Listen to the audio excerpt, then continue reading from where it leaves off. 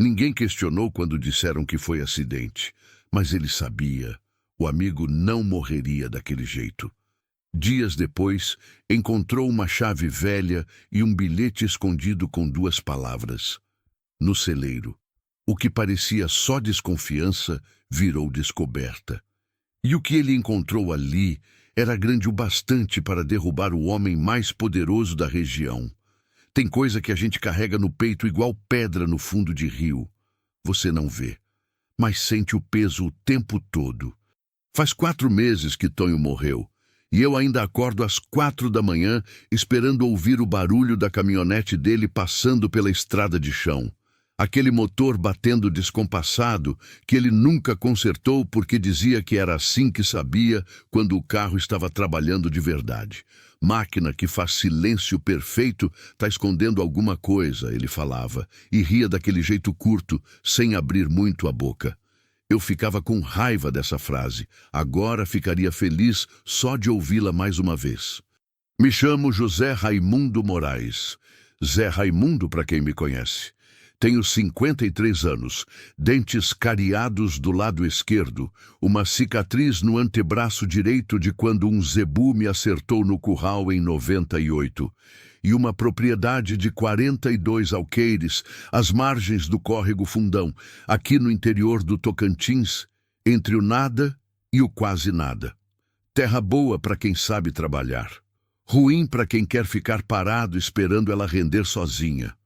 Minha mulher, Dete, foi embora faz 11 anos. Não morreu, foi embora mesmo. Arrumou as malas numa tarde de quarta-feira e disse que precisava de uma vida que eu não sabia dar. Não chorei na frente dela. Chorei depois, sozinho, abraçado num cobertor velho que ainda cheirava o perfume que ela usava. Joguei o cobertor fora 3 dias depois. Nunca comprei outro igual. De lá para cá, fui ficando.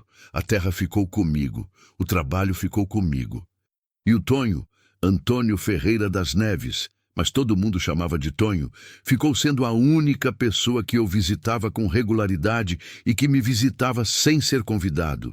A gente não era de abraço, não era de conversa longa, mas era de presença. Tomava café na casa dele todo domingo. Ele aparecia no meu curral qualquer dia da semana, sem hora, e ficava encostado na cerca me vendo trabalhar, falando de pouca coisa, e aquilo bastava. Tinha dias que a gente passava 2 horas juntos sem trocar 10 frases, e era o tipo de silêncio bom, daquele que não precisa ser preenchido porque já está cheio por dentro. Tonho não tinha família, nunca casou. Dizia que a terra era mulher difícil demais para dividir com outra. Sua propriedade fazia divisa com a minha pelo lado norte. 38 alqueires. Menos gado, mais roça. Ele plantava mandioca, milho, um pouco de feijão. Vendia na cidade pequena, Estrela do Norte, vilarejo de 4.000 almas, uma farmácia, 2 bares e uma praça que virava poeira no verão e lama no inverno. Era vida simples. Era nossa vida. A última vez que eu vi Tonho foi numa quinta-feira. Ele chegou de tarde, quando o sol já estava baixo e a sombra das árvores começava a se estirar pelo capim seco. Eu estava consertando o 3º fio de arame da cerca do Pasto Sul. O gado tinha encostado demais num ponto e afrouxado tudo, e ele parou a caminhonete na beira da estrada e desceu devagar, diferente do costume. Normalmente, ele saltava do carro com aquela pressa de homem que tem coisa para fazer. Naquele dia, ele desceu com cuidado, como se estivesse cansado de um jeito que não era do corpo. Ficou de pé a uns 3 metros de mim, com o chapéu na mão. Eu continuei trabalhando, esperando ele falar primeiro que era o nosso jeito. Zé, oi.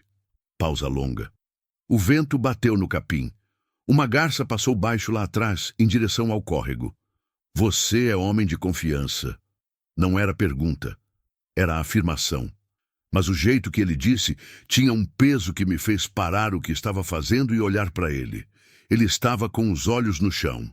Sou, eu disse. Ele ficou quieto mais um tempo. Depois colocou o chapéu de volta, assentou a aba com o polegar e disse: Tô bem? Não. Mas tá passando, e foi embora. Eu fiquei parado com um alicate na mão, olhando a poeira da caminhonete subir na estrada, avermelhada pelo pôr do sol, e pensei, ele vai me contar na próxima vez. Sempre tem uma próxima vez. Não teve. 3 dias depois, Tonho foi encontrado no seu próprio quintal.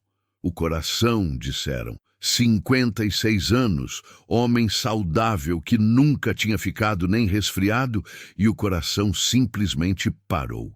O delegado de Estrela do Norte deu como morte natural. Todo mundo aceitou. Eu aceitei também, por um tempo. A culpa de não ter perguntado mais naquela tarde ficou enterrada junto com ele, ou pelo menos eu quis que ficasse. Mas culpa não se enterra fácil. Culpa é semente. Precisa de pouca coisa para brotar. A rotina foi o que me salvou de afundar. Acordo às 4h30. Café sem açúcar, 2 copos. Botas, chapéu. O velho facão que pertenceu ao meu pai. Saio antes do sol aparecer de vez. Gosto daquele momento em que o céu ainda não decidiu a cor do dia, roxo escuro virando rosado, e o campo está frio e quieto como coisa adormecida. O baio me esperava no pasto, todo dia perto do portão. Cavalo velho, 14 anos, pelo bege desbotando nas cãs. A gente já não precisava se explicar muito. Eu abria o portão e ele vinha. Simples assim. A lida com o gado tomava a manhã inteira.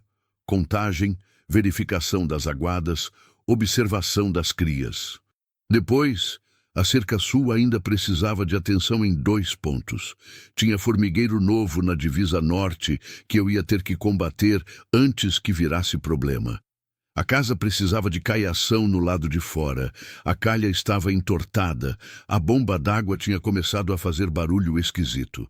Trabalho nunca falta na terra. Esse é o bem e o mal dela ao mesmo tempo. De tarde, o calor castigava. Seco, pesado, aquele calor de outubro no cerrado que não tem misericórdia. A sombra do jatobá grande atrás da casa virava meu escritório de tarde. Eu sentava no banco de madeira, tomava água, remendava couro ou afiava a ferramenta. E o tempo passava naquela lentidão que só o campo tem.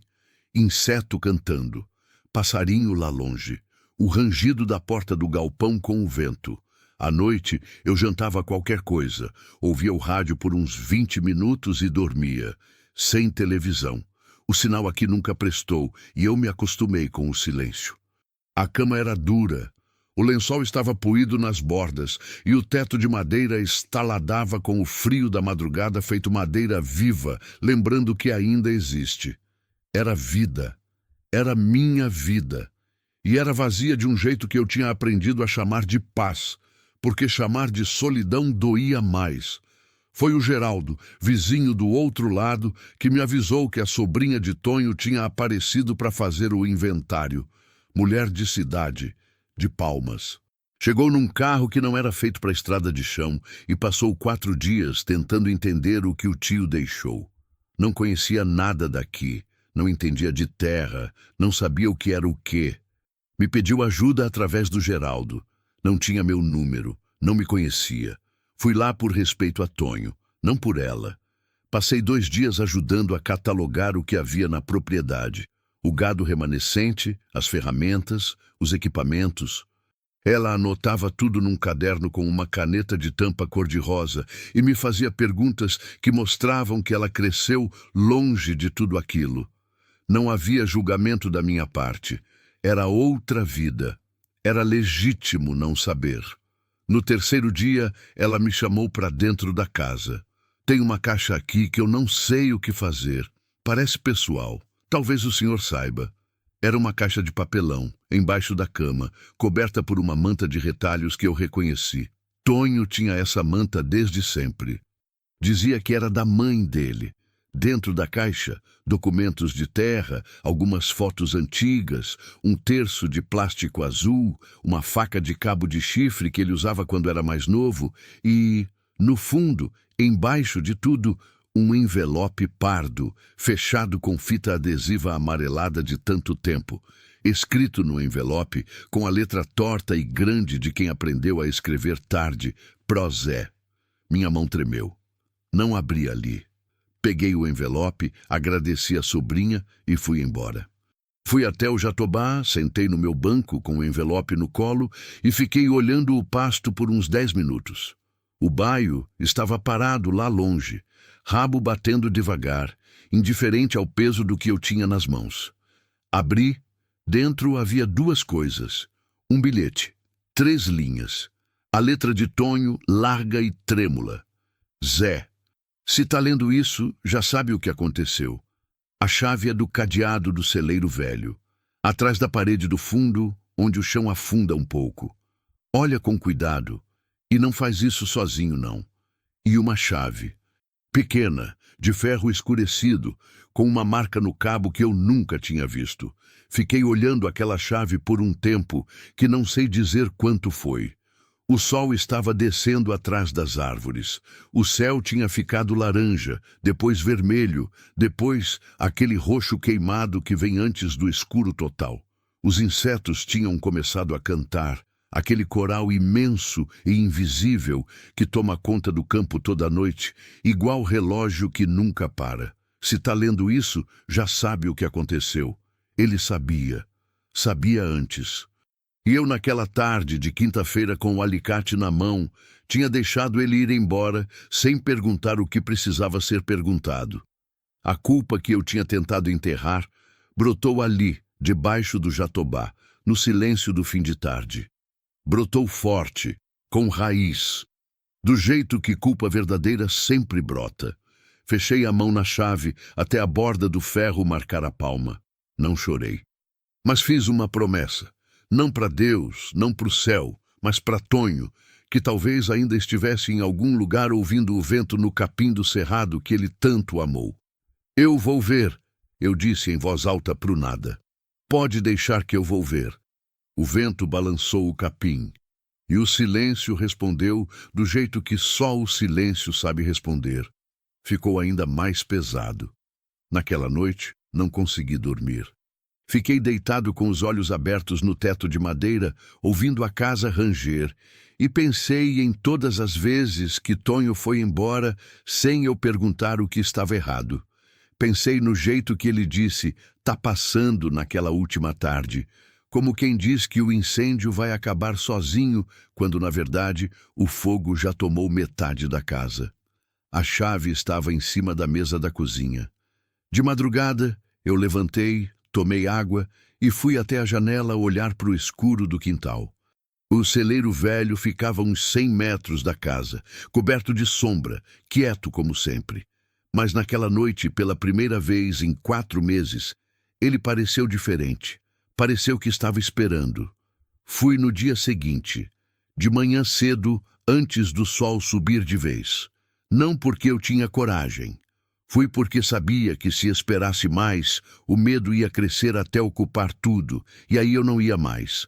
Conheço minha fraqueza. Homem que se conhece aprende a agir antes que ela chegue. Fiz a lida básica primeiro. Soltei o baio no pasto, enchi o coxo, conferi as aguadas. Não por necessidade, o gado estava bem. Fiz porque precisava de tempo para organizar os pensamentos. Porque minha mão tremia quando eu lembrava da chave em cima da mesa, e mão que treme não serve para trabalho nenhum. O sol foi subindo. O capim seco foi pegando aquele ouro queimado de manhã cedo no cerrado. Uma seriema cantou lá longe, aquele grito esquisito e agudo que parece chamado, ou aviso, nunca sei qual dos dois. Quando senti que estava pronto, ou pelo menos tão pronto quanto ia ficar, peguei a chave, enfiei no bolso da calça e fui a pé até a propriedade do Tonho. 3 quilômetros pela beira da cerca, cortando pelo pasto seco, passando por baixo da mangueira que ele plantou quando era jovem e que agora era árvore velha e generosa. Conhecia cada palmo daquele caminho. A sobrinha tinha ido embora no dia anterior.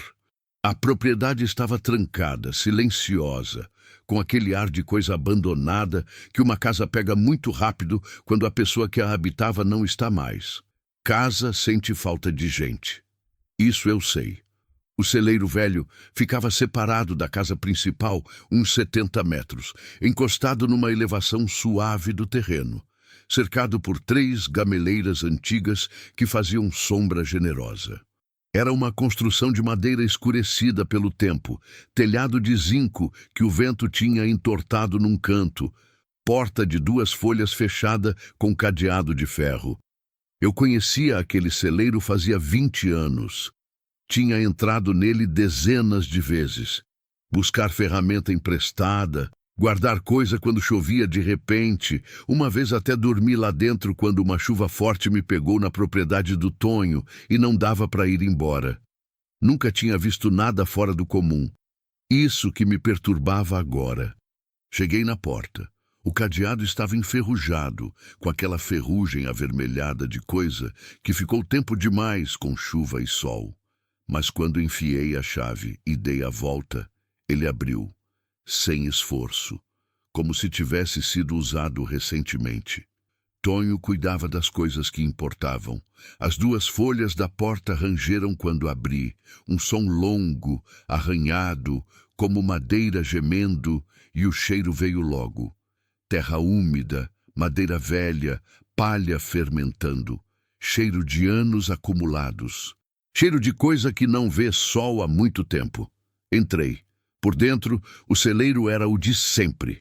Ferramentas penduradas na parede esquerda, enxadas, cavadeiras, um facão velho, correntes de vários tamanhos.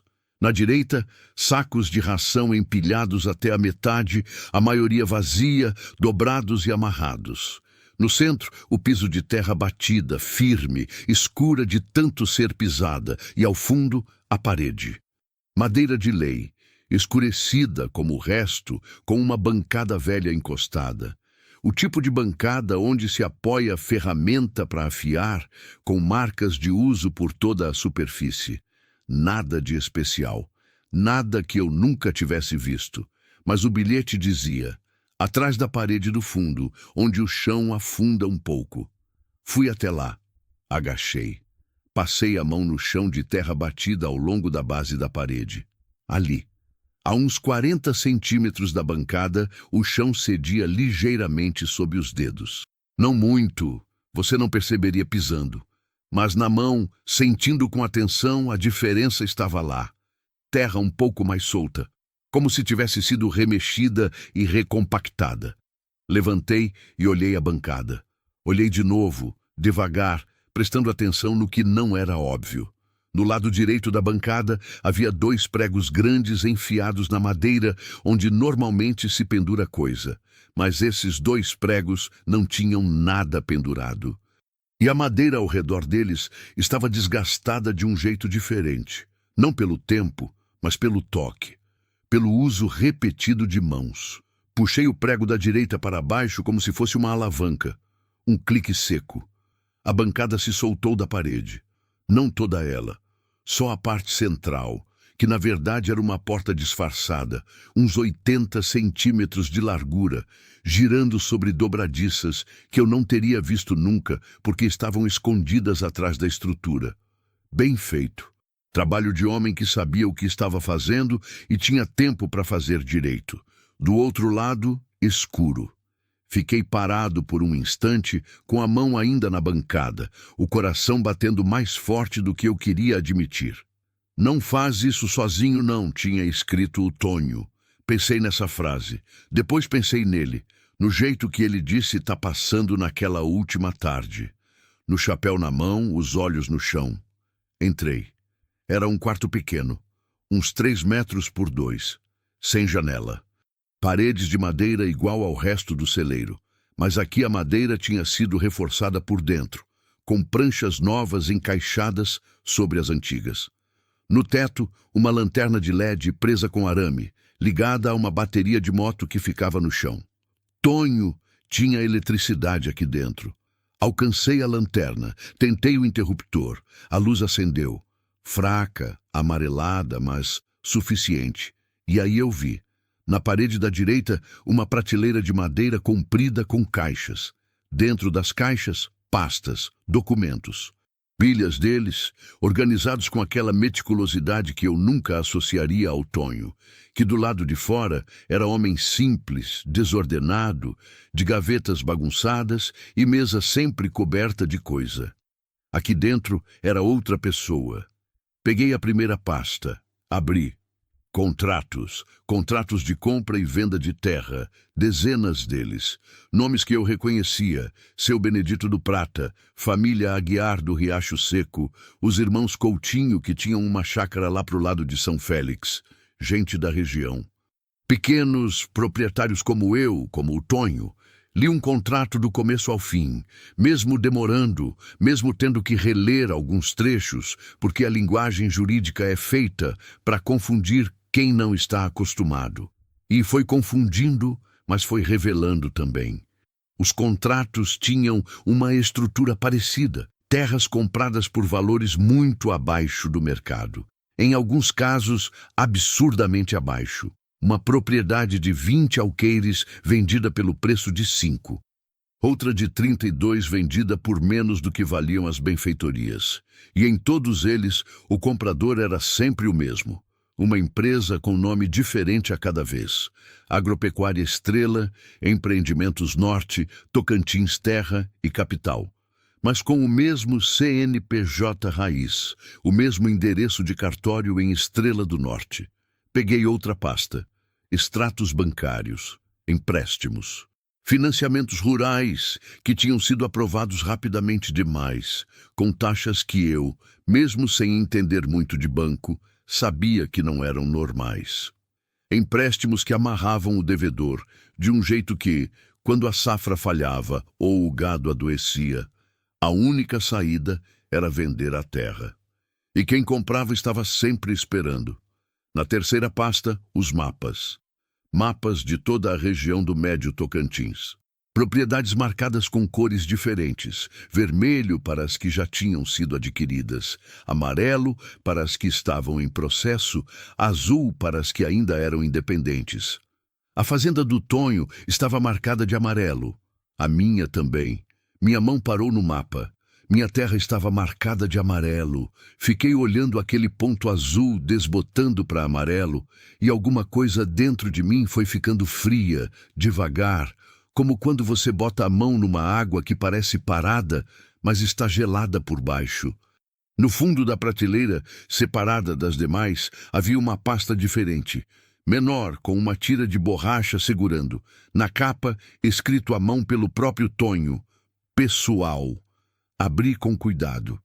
Eram anotações, não documentos formais. Eram folhas de caderno, escritas com aquela letra grande e irregular dele. Às vezes difícil de ler, mas inconfundível. Datas, observações, nomes. Um diário improvisado de alguém que estava juntando provas aos poucos, com paciência de quem sabe que o erro pode custar caro. As primeiras entradas eram de quase 2 anos atrás. Ele tinha começado a suspeitar quando o Benedito do Prata vendeu a terra.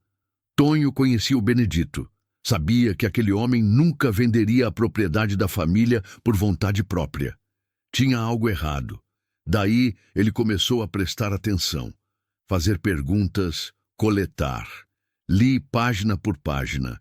E então, 3 folhas antes do fim das anotações, uma frase que me parou. Sei que tô sendo vigiado. Caminhonete preta passou 3 vezes hoje na estrada.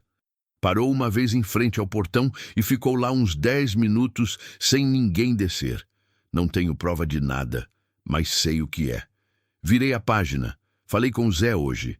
Não contei. Não quis meter ele nisso. Ele é bom homem e eu não quero que aconteça com ele o que pode acontecer comigo. Precisei parar. Precisei baixar as folhas e ficar olhando para o teto por um tempo. Ele tinha me protegido. Aquela tarde, quando chegou com o chapéu na mão e os olhos no chão, ele não estava apenas cansado. Estava me poupando. Estava carregando aquilo sozinho de propósito, para não me arrastar junto. E eu deixei ele ir. Não faz isso sozinho não, ele tinha escrito. Mas ele fez. Ele fez sozinho até não poder mais. Virei a última página das anotações. A data era de uma semana antes da morte dele. Se alguém ler isso, é porque já fui. Não sei o que vai acontecer, mas sei que as provas precisam chegar em mão certa. Zé Raimundo é homem de confiança. Deus que me perdoe se eu errei nele. O nome é Valdemar Coutinho Braga. Isso é o que precisa sair daqui. Valdemar Coutinho Braga. Eu conhecia esse nome. Todo mundo aqui conhecia esse nome. Era o dono da fazenda Boa Esperança, 3.000 alqueires do lado leste do município, o maior produtor de soja da região, homem que tinha foto com político em cada parede do escritório dele, que financiou a reforma da Praça de Estrela do Norte, que era padrinho de batismo do filho do prefeito e cuja palavra nessas paragens valia mais do que contrato assinado. Homem que você não contrariava. Homem que você não olhava de frente sem pensar no que podia perder. Fiquei sentado no chão daquele quarto escuro por um tempo longo demais. A lanterna amarelada balançava levemente com o ar que entrava pela porta aberta da bancada. Lá fora, o calor do dia estava subindo. Eu ouvia a madeira do celeiro estalando, expandindo com o sol. Tinha na minha mão prova do esquema de um homem intocável. Tinha nas páginas do caderno do meu melhor amigo a confissão de que ele sabia que ia morrer por isso. E o delegado tinha dado como morte natural. Fiz o que o Tonho pediu que eu não fizesse. Fui sozinho. Mas pelo menos, quando saí do celeiro com as pastas debaixo do braço e tranquei o cadeado atrás de mim, eu sabia uma coisa que não sabia quando entrei. Aquilo não era mais culpa, era responsabilidade. E essas duas coisas parecem iguais, mas são muito diferentes. Culpa te paralisa, responsabilidade te move. Voltei para casa pela beira da estrada de chão, com a poeira vermelha levantando nos meus passos, o sol já forte nas costas, as pastas abraçadas no peito como se fossem coisa sagrada. O baio me olhou do pasto, com aquela expressão de cavalo velho que viu coisa demais e aprendeu a não se espantar com mais nada. Entrei em casa, tranquei a porta, botei as pastas em cima da mesa, fiz café e fiquei sentado, olhando o nome que o Tonho tinha escrito na última página. Valdemar Coutinho Braga. 3 palavras, pesadas como pedra, perigosas como cobra dormindo. Naquela noite, antes de dormir, fui até a janela do quarto e olhei para o escuro do quintal. O céu estava cheio de estrela, daquele jeito que só acontece longe de cidade, quando não tem luz nenhuma competindo. Bonito demais para a noite que estava sendo. Lá no fundo do quintal, do lado da cerca de madeira, eu vi uma sombra, parada. Fiquei olhando, não pisquei. Tinha forma de homem, de pé, de frente para casa, imóvel. Fiquei olhando por 1 minuto inteiro. Depois uma nuvem passou na frente da lua e quando a luz voltou, a sombra não estava mais lá. Podia ser o vento movendo galho. Podia ser cansaço e imaginação de homem que leu coisa pesada demais durante o dia. Podia ser. Mas fechei todas as janelas mesmo assim. E aquela noite, o silêncio não foi o silêncio de sempre. Foi outro tipo. O tipo que avisa. Dizem que a terra avisa antes de cobrar. Meu pai falava isso. Homem de poucas palavras igual a mim, mas quando falava era coisa que ficava. Dizia que a terra tem memória longa e paciência curta, que ela aguenta muita coisa por muito tempo, mas quando resolve cobrar, cobra tudo de uma vez e com juros. Eu sempre entendi isso como metáfora de roça, de solo cansado, de pasto que vira cerrado ralo quando você não cuida. Depois daquelas pastas, aprendi que serve para mais coisa. O primeiro aviso veio na segunda-feira. Fui buscar água no poço de manhã cedo, como todo dia. O poço tinha uns 8 metros de profundidade. Água boa, limpa, daquelas que sobem frias, mesmo no calor do verão. Meu pai cavou ele em 67 e nunca secou, nunca falhou. Joguei o balde, puxei. A água veio escura. Não turva, não barrenta como acontece depois de chuva.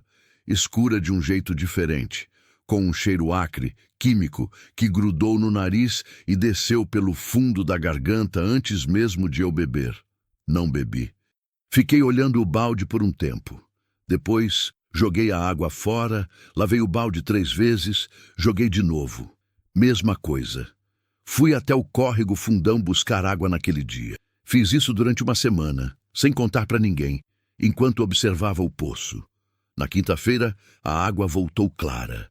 Nunca soube o que foi, nunca quis saber demais, mas guardei. O segundo aviso veio na quarta-feira da mesma semana.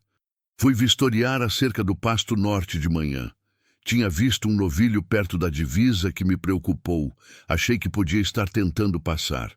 Quando cheguei no trecho do meio, uns 300 metros de cerca, encontrei o arame cortado, não arrebentado, não frouxo de animal encostando.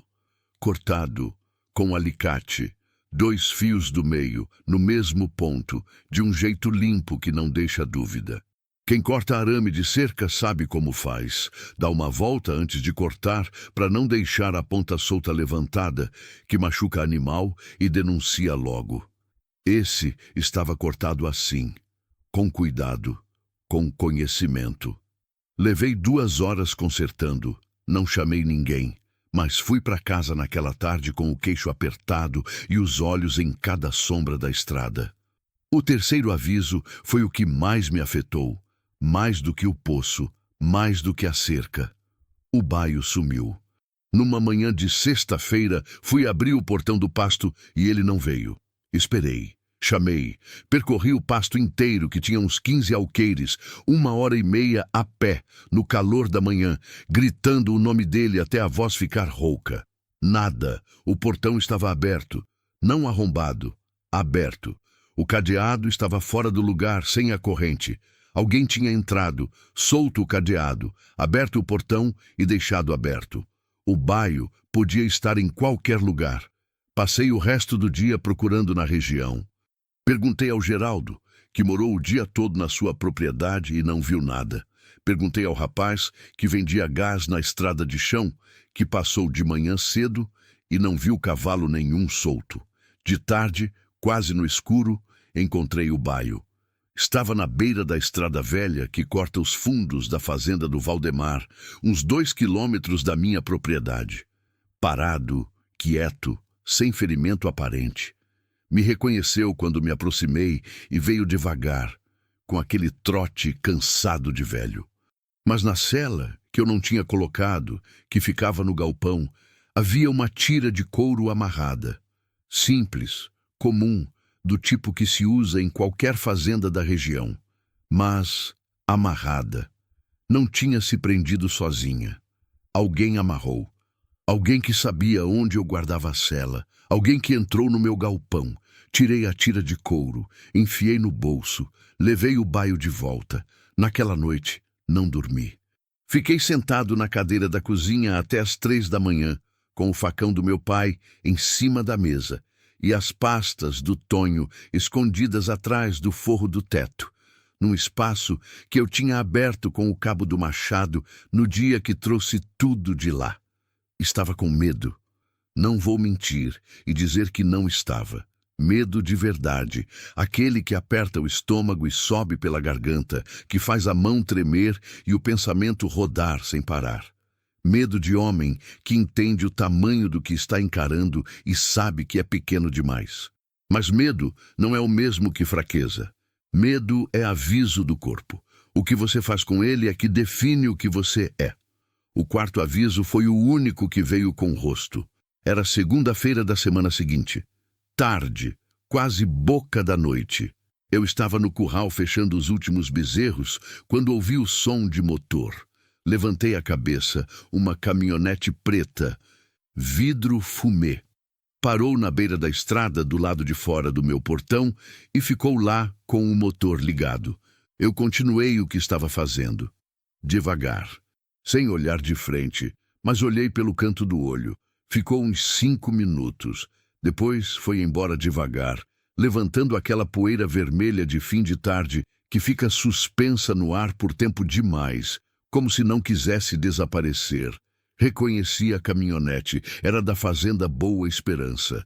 Não era o Valdemar que dirigia. Ele não apareceria pessoalmente ainda.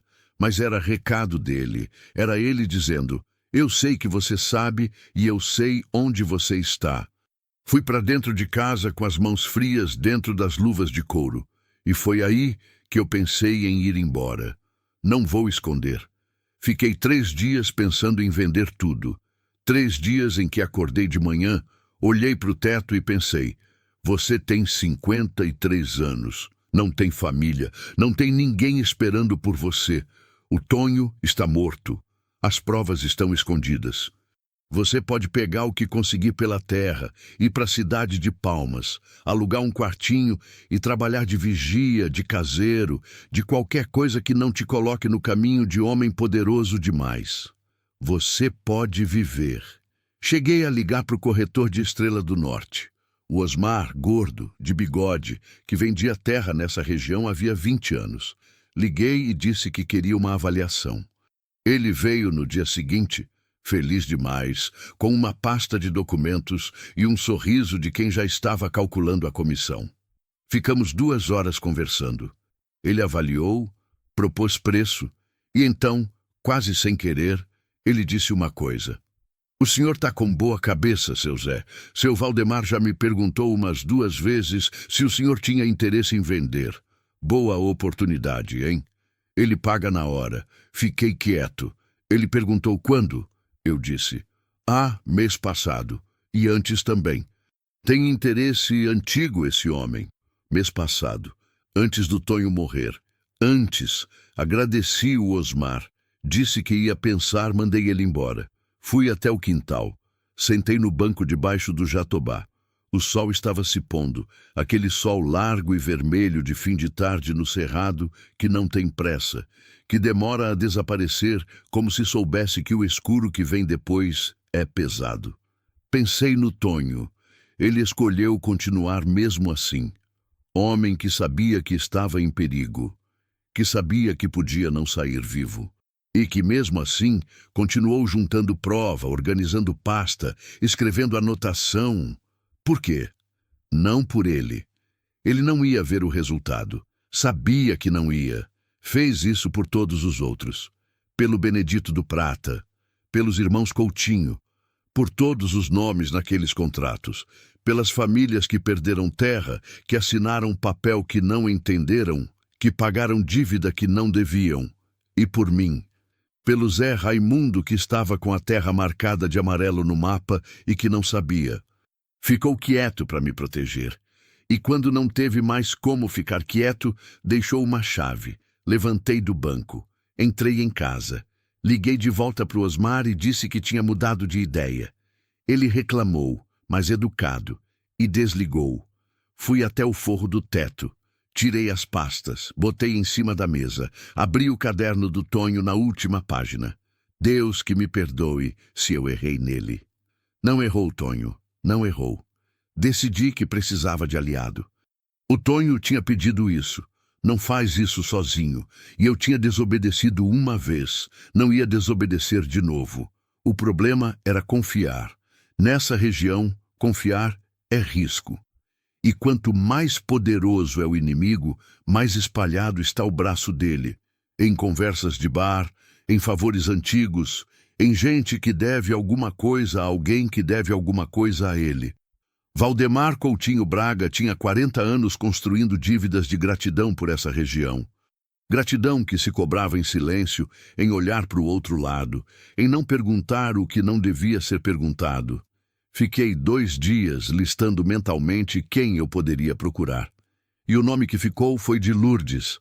Maria de Lourdes Pereira, a Lourdes do Chapadão, como chamavam, era mulher de uns 48 anos, viúva havia 6, que tocava sozinha uma pequena propriedade de 15 alqueires no limite do município com Chapada da Natividade. Criava galinha, plantava horta, vendia queijo artesanal na feira de Estrela do Norte toda quinta-feira. Não era de meu círculo direto. Eu a conhecia de vista, de cumprimento de feira, de saber quem era, sem nunca ter parado para conversar de verdade. Mas o Tonho falava dela. Nas anotações dele, o nome de Lourdes aparecia 3 vezes. Numa delas, ele escreveu: "Essa mulher enxerga mais do que finge não ver." Frase de homem que observou com atenção. Fui até a propriedade dela numa manhã de terça-feira, sem avisar. Levei uma dúzia de ovos que eu tinha em casa. Desculpa fraca, mas desculpa é desculpa. Ela me atendeu na porta. Olhos escuros, expressão fechada de mulher que aprendeu que visita surpresa raramente traz coisa boa. Me mediu de cima a baixo, como se estivesse pesando quanto do que eu fosse dizer ela poderia acreditar. "Seu Zé Raimundo", ela disse. Não foi pergunta. "Dona Lourdes, vim conversar sobre o Tonho." 1 segundo de pausa. Ela abriu a porta mais. "Entra." Sentamos na cozinha dela, que cheirava a erva cidreira e café passado há pouco. Ela me serviu sem perguntar se eu queria, porque nessa região não se pergunta. Se visita chega, café vai. Regra antiga, hospitalidade de gente que sabe o que é precisar. Contei tudo, demorei, falei devagar, não pulei parte nenhuma. Sobre o envelope, sobre o celeiro, sobre as pastas, sobre o nome. Ela me ouviu sem interromper, com as mãos juntas em cima da mesa, os olhos fixos em mim. Quando terminei, ficou em silêncio por um tempo que me pareceu longo. Eu sabia que ele estava fazendo alguma coisa. Ela disse por fim, a voz baixa, cuidadosa.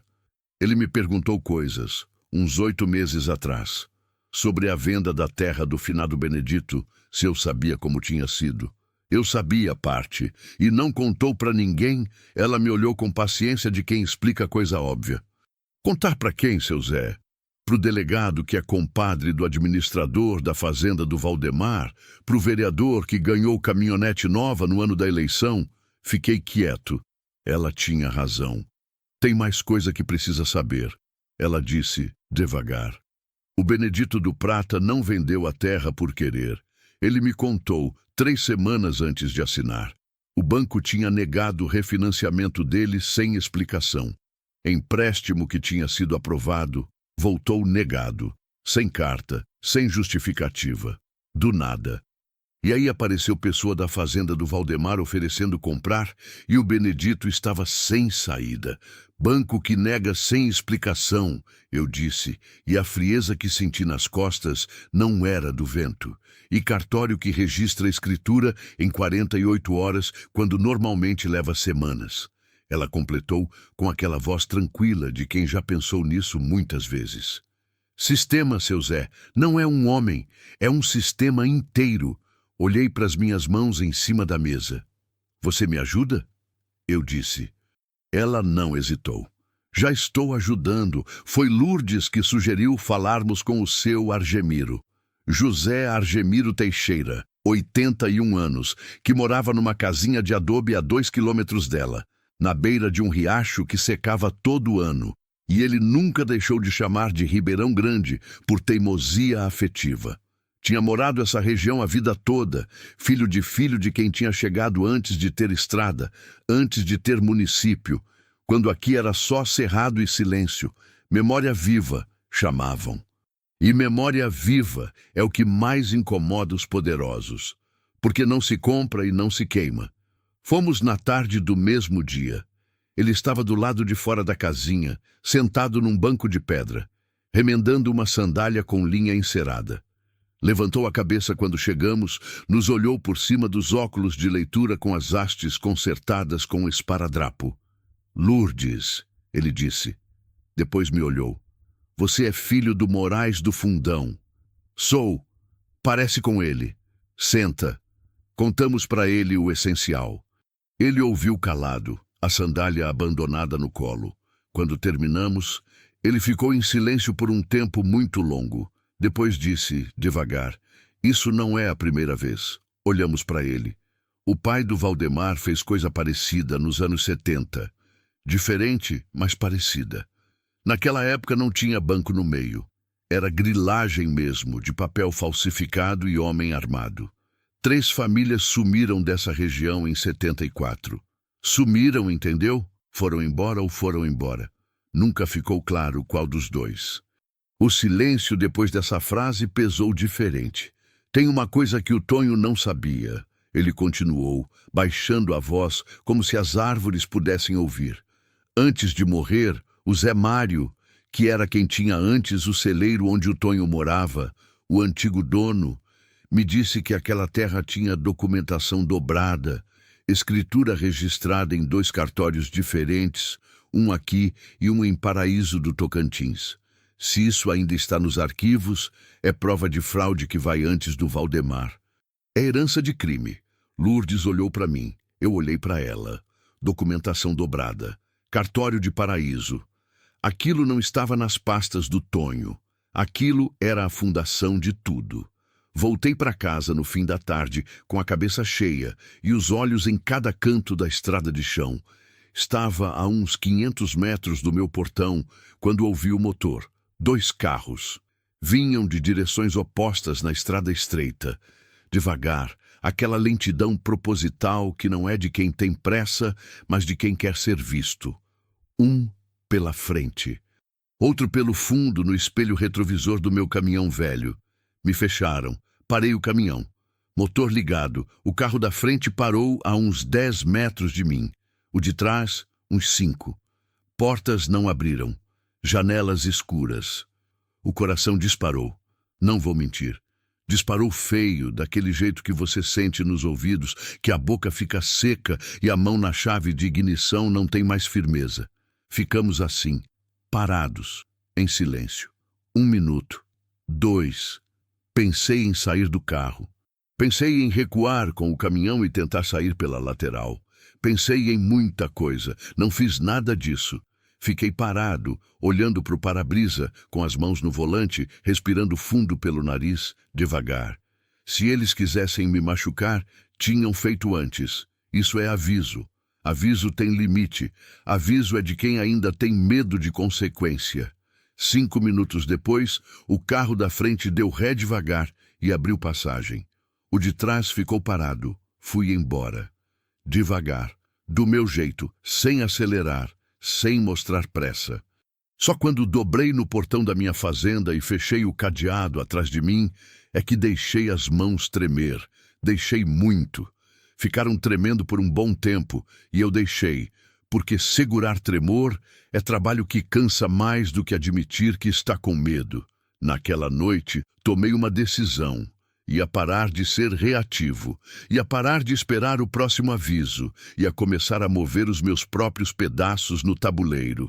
Liguei para o Osmar de novo. Disse que tinha mudado de ideia outra vez, que queria vender sim, que podia marcar uma reunião com o interessado. Ouvi a alegria dele do outro lado da linha e fingi não entender o porquê. Escondi as pastas em 3 lugares diferentes. Parte no forro do teto, parte enterrada num vidro de boca larga no fundo do quintal, debaixo do pé de manga, e parte na casinha do Argemiro, que guardou sem fazer pergunta, como homem de palavra de campo, e escrevi uma carta, longa, contudo, endereçada ao Ministério Público de Palmas. Guardei selada com endereço e tudo na casa da Lourdes, com instrução simples. Se eu sumir por mais de 3 dias sem avisar, ela posta. Não era heroísmo, era estratégia. Aprendi com o Tonho que coragem sem planejamento é só pressa de morrer. Mas havia uma coisa que eu ainda não sabia. Havia um traidor, e ele estava mais perto do que eu imaginava. Faz parte da vida do campo saber ler sinal. Você aprende cedo a ler o céu antes que a chuva fale. Aprende a ler o pasto antes que a seca diga que está embaixo. Aprende a ler o gado, que te avisa com o comportamento quando tem coisa errada. Veneno, onça, água ruim, antes de qualquer sinal visível. Deveria ter aprendido a ler gente também. A reunião com o Valdemar foi marcada para uma quinta-feira, às 10 da manhã, no escritório dele na Fazenda Boa Esperança. Osmar fez a intermediação, sem saber que estava sendo usado como peça num jogo que não tinha nada a ver com compra e venda de terra. Precisava de alguém que soubesse que eu estava indo. Proteção de testemunha. Se algo me acontecesse depois de uma reunião com o nome escrito no calendário de alguém, ficava mais difícil fazer desaparecer discretamente. Contei para o Geraldo. Meu vizinho do outro lado, que me conhecia desde criança, que tinha sido amigo do meu pai, que eu considerava de confiança absoluta. Errei. Na quarta-feira, véspera da reunião, Lourdes me ligou. A voz dela tinha uma tensão que me fez apertar o celular. Seu Zé, uma pessoa foi até o armazém do seu Carlinhos hoje de manhã fazendo perguntas sobre você. Perguntando se você tinha ido recentemente à Estrela do Norte, com quem você andava conversando. Quem era a pessoa?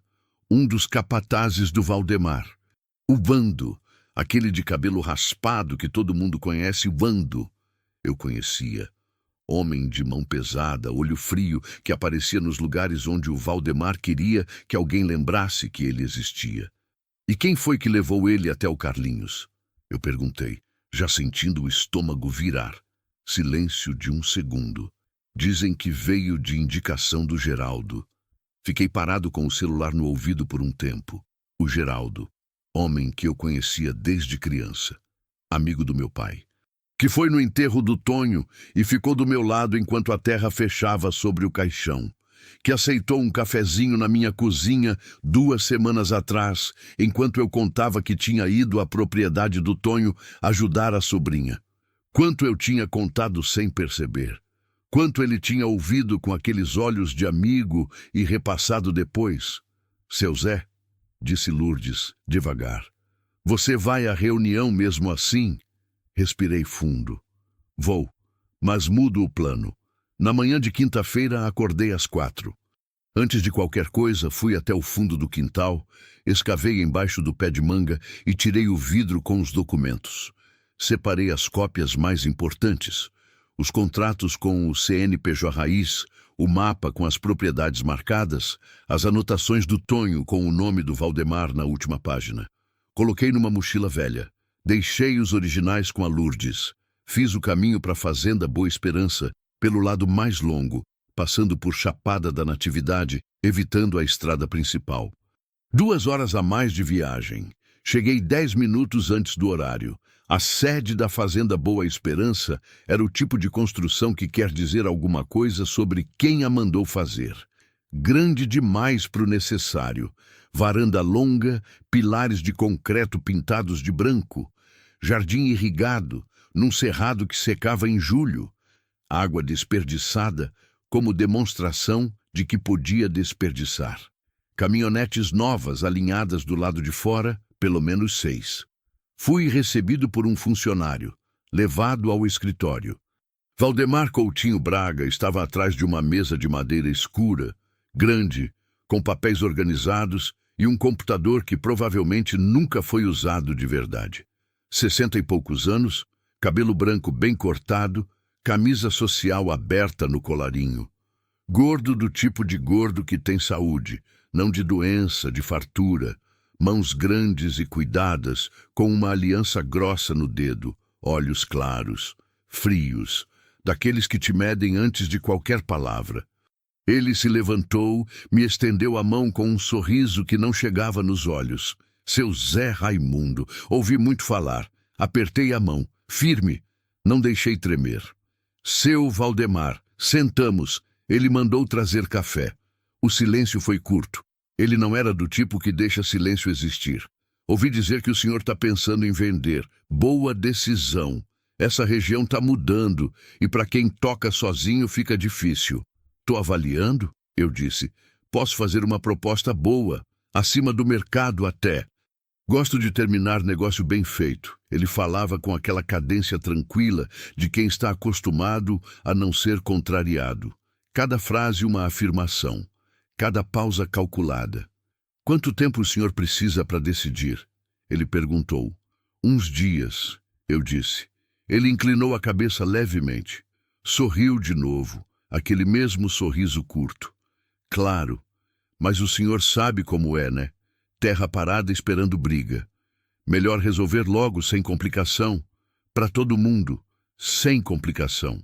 2 palavras que não eram sobre terra. Me levantei. Eu fico em contato, disse. Ele também se levantou e me estendeu a mão de novo.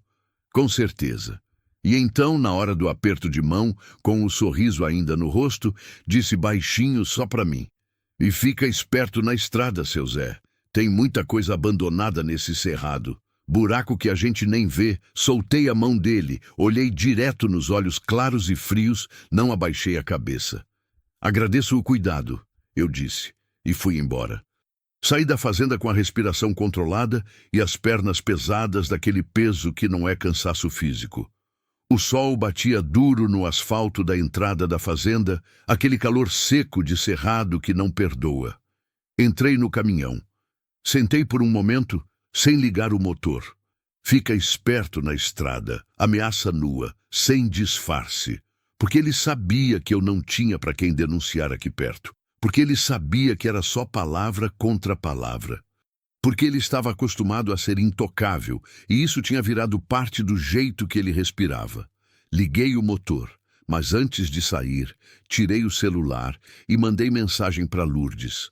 Uma só palavra, que tínhamos combinado. Confirma. Ela ia postar a carta para o Ministério Público. O jogo tinha mudado de fase. Naquela mesma noite, o celeiro do Tonho pegou fogo. Eu estava em casa quando vi o clarão no horizonte. Laranja e vermelho, alto, daquele fogo que não é acidente, é decisão. O celeiro era de madeira velha e seca, pegou rápido, ardeu bonito e alto. E quando o corpo de bombeiros de Estrela do Norte chegou, hora e meia depois, havia só cinza e metal retorcido. Fiquei na beira da estrada vendo o fogo de longe. O calor chegava até mim mesmo à distância, o cheiro de madeira queimada pesado no ar, aquela fumaça densa e escura que envolve tudo e fica no cabelo, na roupa, nos pulmões, alguém limpando o rastro, alguém em pânico. E pânico de homem poderoso é sinal de que ele se sentiu encurralado. Sorri, sozinho, na beira da estrada escura, porque o que eles queimaram era vazio. O essencial estava em outro lugar. O Argemiro me contou sobre o lugar numa manhã de chuva. Chuva daquelas de novembro, pesada, fechada, que bate horizontal quando o vento pega. A terra recebendo, os riachos subindo, o cerrado escurecendo de verde repentino, como se a vida acordasse com pressa.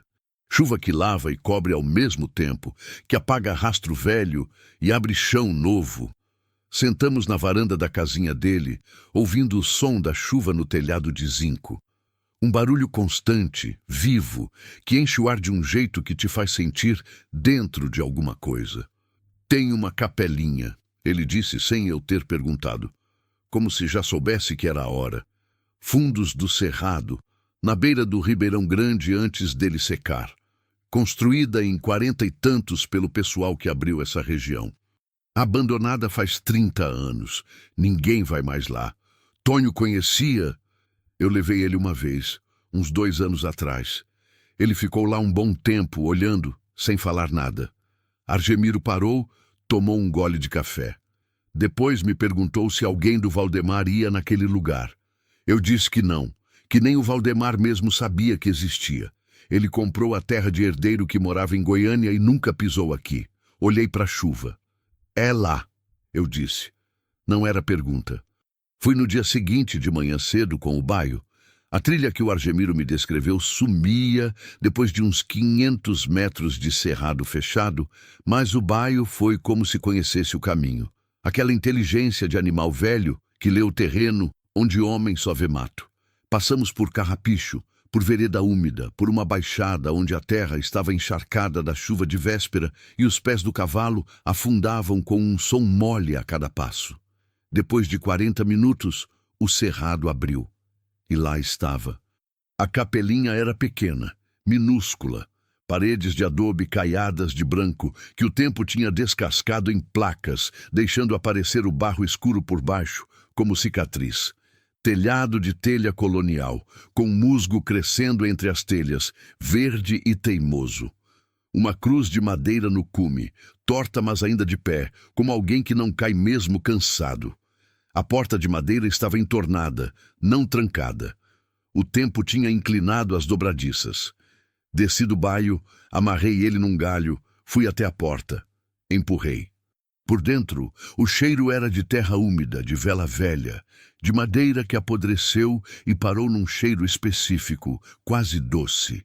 Luz entrava pelas frinchas do telhado em filetes finos, poeirentos, que cruzavam o ar em diagonal como os riscos de lápis de quem rabisca sem querer. Havia um altar simples de madeira no fundo, uma imagem de gesso de Nossa Senhora. A pintura quase toda descascada, só o rosto ainda com alguma cor. 2 castiçais enferrujados. E no chão, na frente do altar, uma pedra mais clara que as outras solta diferente. Ajoelhei. Passei a mão na pedra. Levantei. Embaixo, uma lata de metal selada com fita isolante que tinha endurecido com o tempo, mas que cedeu quando puxei com os dedos. Dentro da lata, um pendrive, folhas dobradas em 4. E uma cartinha pequena, escrita em papel de caderno quadriculado. A letra do Tonho. Zé.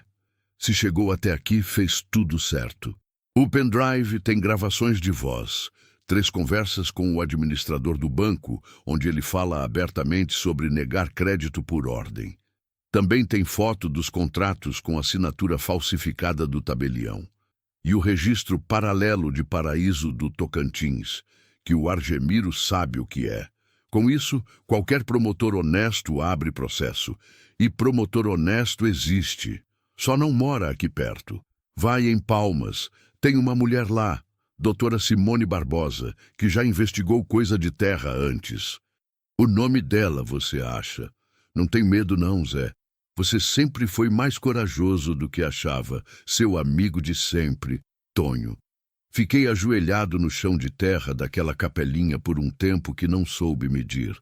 A chuva tinha voltado lá fora, mais fraca dessa vez, aquela garoa fina que o cerrado recebe com calma.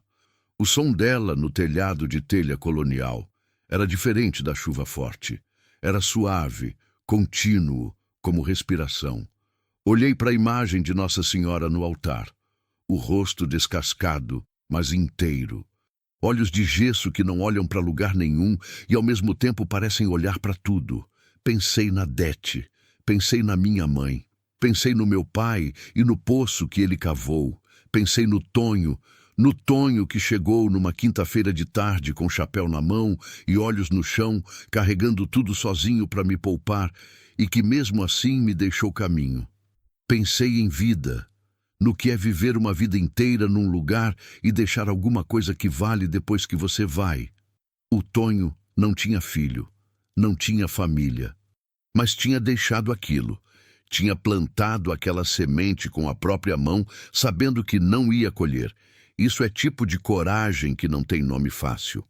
Guardei a lata com cuidado na mochila. Dobrei a cartinha do Tonho com cuidado, guardei no bolso da camisa perto do peito. Me levantei, me benzi, não sou homem de muito rito, mas pareceu certo, e fui embora pela garoa do cerrado. O que veio depois não foi rápido nem foi fácil. Nunca é. Fui a Palmas numa segunda-feira, de ônibus, com a mochila no colo, durante as 5 horas de viagem, dormindo por cima dela como quem carrega coisa sagrada. Encontrei a doutora Simone Barbosa numa sala pequena do Ministério Público, mulher de uns 40 anos, cabelo preso, óculos, que me ouviu por 2 horas sem me interromper uma vez, que fez perguntas precisas, que quando viu as gravações, ficou quieta por um momento e depois disse, sem alarme, com a voz de quem viu muita coisa, mas ainda se indigna com ela: "Esse aqui é grande. Vai demorar, mas é grande. Demorou. 4 meses de investigação silenciosa. 4 meses em que eu voltei para minha terra, fiz minha lida, tratei meu gado, consertei minha cerca, tomei meu café às 4 da manhã e esperei. Recebi mais 2 recados. Um telefone mudo às 2 da madrugada, uma vez uma pedra no telhado, que podia ser animal ou não. Continuei. Lourdes veio me ver 2 vezes por semana. O Argemiro rezou mais do que de costume, ele mesmo disse. Então, Numa manhã de março, quando o cerrado estava começando a secar de novo e a poeira vermelha voltava a subir na estrada, vi na televisão do bar de Estrela do Norte, a única da cidade que todo mundo assistia ao mesmo tempo, o nome que eu conhecia numa tela de jornal. Fazendeiro é preso preventivamente em operação do MPFT. Esquema de grilagem e fraude bancária investigado há meses. Embaixo, a foto de Valdemar Coutinho Braga. Aquele rosto gordo e sério, sem o sorriso calculado que ele usava para homem de menos poder. O bar ficou em silêncio. Umas 8 pessoas ali dentro, olhando para a tela. Eu estava no canto, com um copo de água, e não disse nada. Ninguém sabia que eu estava no meio daquilo. Naquele dia não saberiam. Mas com o tempo ia sair. Essas coisas saem. Nome do Tonho foi citado nos autos do processo como colaborador anônimo, falecido antes da conclusão das investigações. Meu nome não saiu nos jornais, mas na região as histórias viajam no vento, e o vento aqui não tem segredo. Um dia, semanas depois, o Geraldo parou o carro na beira da minha estrada. Eu estava consertando a cerca. Vi ele descer, vir na minha direção devagar, com aquele passo de quem não sabe se vai ser recebido. Fiquei trabalhando. Ele chegou perto. Ficou em silêncio por um tempo. Zé, ele disse. Geraldo, pausa longa. O vento no capim. Um boi lá longe no pasto. Eu tô com vergonha. Continuei apertando o arame. Não olhei para ele.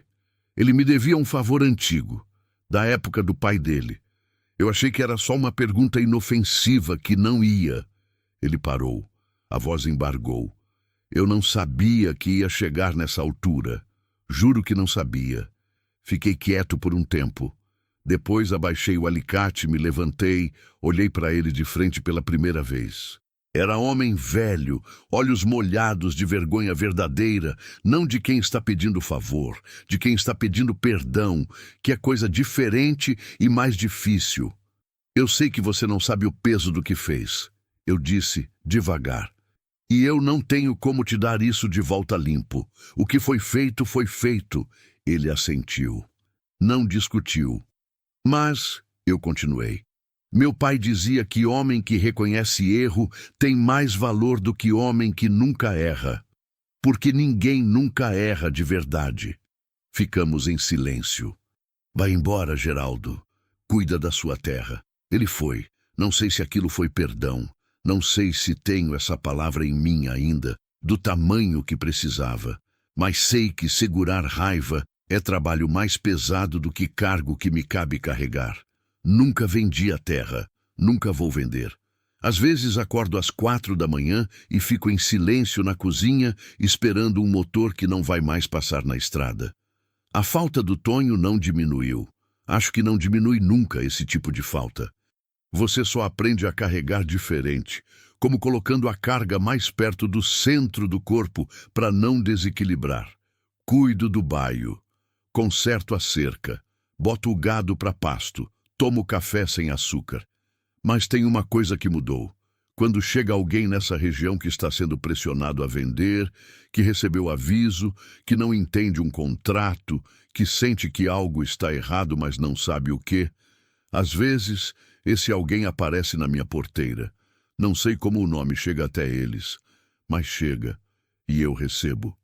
Sento na cozinha, faço café, ouço. Não sou herói, não sou homem de grande palavra ou de discurso bonito, mas aprendi que tem coisa que homem simples pode fazer que homem importante não consegue. Pode ouvir sem julgamento, pode ajudar sem cobrar, pode guardar segredo de verdade e agir no tempo certo. O Tonho me ensinou isso, não com discurso, com uma chave velha de ferro escurecido e um bilhete de 3 linhas. A chave ainda está aqui, em cima da minha mesa, onde estava no dia que abri o envelope. Todo dia, quando me sento para tomar café, ela está lá. Pequena, pesada do jeito que coisa simples às vezes é pesada, com aquela marca no cabo que eu nunca identifiquei. Talvez do ferreiro que fez, talvez do tempo, talvez de mão que carregou. Penso em Tonho. No homem que aprendeu a escrever tarde, que cultivou mandioca a vida inteira, que nunca casou, que tinha o motor da caminhonete batendo descompassado porque achava que era assim que sabia quando estava funcionando de verdade, que construiu um quarto secreto num celeiro de madeira velha e passou 2 anos juntando prova com paciência de quem planta para colheita que não vai ver, que me deixou um caminho sem saber se eu ia ter coragem de percorrer. Tem dias que o cerrado está quieto de um jeito que parece vivo. Aquele silêncio que não é ausência de som, mas presença de coisa que não tem palavra. O capim dobrando no vento, o sol descendo devagar atrás das árvores, os insetos começando aquele coral imenso e invisível de entardecer. Nesses dias, eu fico parado na varanda e olho tudo, e sinto, não de um jeito que dá para explicar bem, mas sinto que o Tonho está em algum lugar naquele silêncio. Não de forma sobrenatural, não como assombração, mas do jeito que pessoa que amou a terra a vida inteira fica na terra depois de ir, como raiz, como semente que já brotou. A chave nunca foi só para abrir uma porta, eu penso nesses momentos. Era para abrir o caminho. E eu escolhi atravessar. Ainda estou atravessando. Fim.